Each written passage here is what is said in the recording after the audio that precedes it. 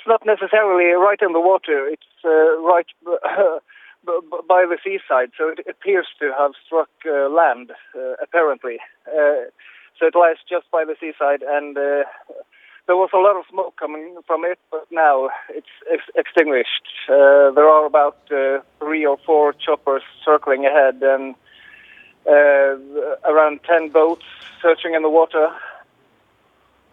Chira, I guess the key question, given the reporting I've seen suggesting that there were people seen in the water, is that are there survivors? What do you know? There's little information coming out about that at the moment. It has been said that there was 13 people on board, including crew. And there were reports about people in the water, but whether or not they were survivors is, as of yet, slightly unclear. Right. We heard, Fortin, you're saying 13 people on board. Do you know anything about the origins of this helicopter, where it was coming from and where it was going? There has been conflicting reports about that, but the latest I've heard is that it was coming to shore from the Gullfaks B platform.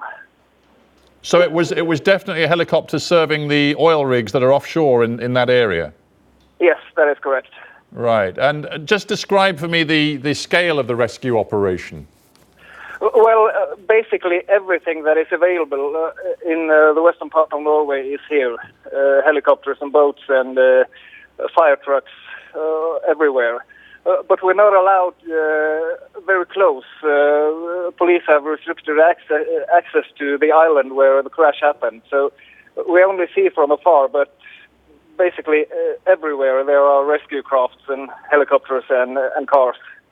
Yeah, clearly a major emergency operation is underway. Just a final question. Is this oil industry a very international business off Bergen? I mean, is it likely the crew would have been primarily Norwegian, or is it a very international workforce? What can you tell me? Well, of course, I can't comment on that specific helicopter, but generally speaking, the helicopters that the traffic between the city of Bergen and the platforms offshore here are mostly Norwegians.